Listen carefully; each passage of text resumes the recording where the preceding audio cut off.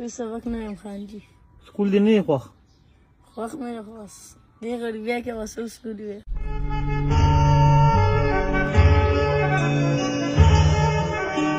السلام علیکم څنګه خیر دی حالات ښه دي تر کوم ځای رشکه یم رشکه تاسو لیسن شته ها لیسن درسره شته د څه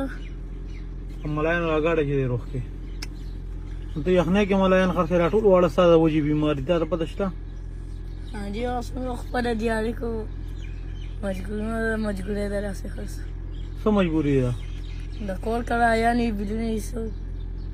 نو ته خو لا ماشوم یې ته څه له دا غمونه کوې پلار به دې کوي که نه دکان کړی پې راوړېدلې اوس دکان کړی پې راوړېدلې ځکه دا خرڅوم کوي سره دې دونه ستړی کړی مې کله یو ځل درېږم کله بچې د ماړه نه غواړي چې دا خرڅې کړم بس مجبورۍ نه یې خرڅې په سکول ته ځې سکول سبق نه یم ولې سکول سبق نه یم څه وجه ده سکول سبق ولې نه وې سکول سبق نه یم خان جي سکول دې نه یې خوښ خوښ مې نه خو بس دې غړي بیا کې بس سکول وي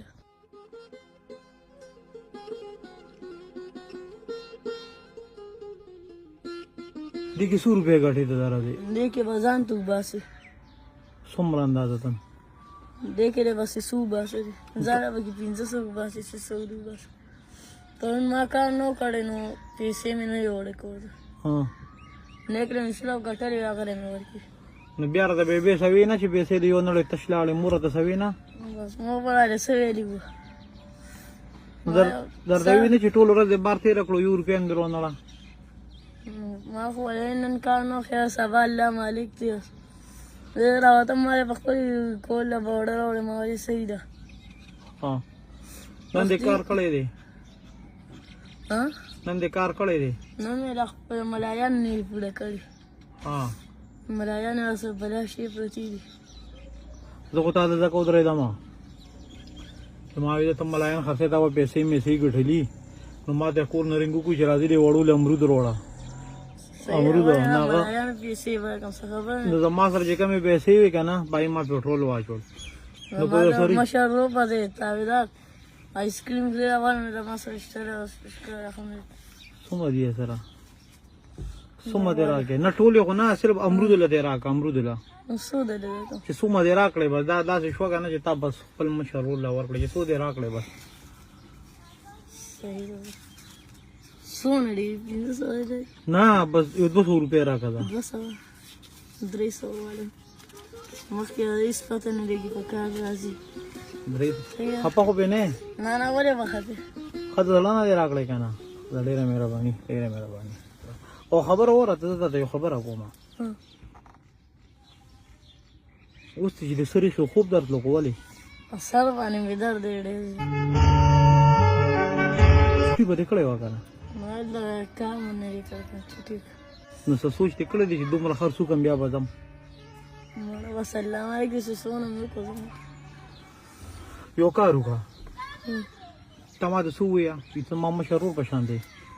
ودې وې چې زه سره مشر ورور په شان دی ما نو بیا ته زما د کشر ورور په شان دی دا 500 روپۍ والا کور ته ده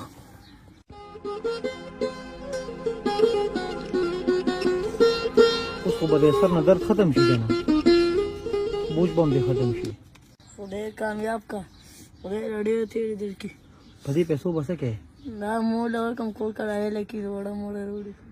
چې کور کې څه کمی ضرور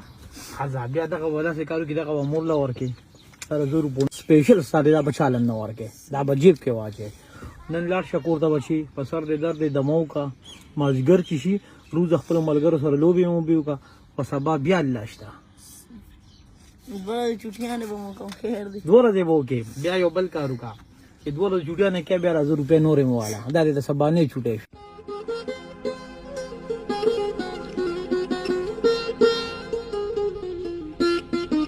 چې ته کور ته لاړ شي که نه تا د مور خامخا وایي چې ته نور کله ناوخته راځې نن دا وخته راغلې دومره ډېرې پیسې در سره کم ځای وي نو ته به ورته څه وایې دا کم ځای زه وایم بس یو مشر ورور مې راغلی و غلاله کې عائشہ واسه یا مجد سمبد شاید بے وسو مسیحائی تا غریب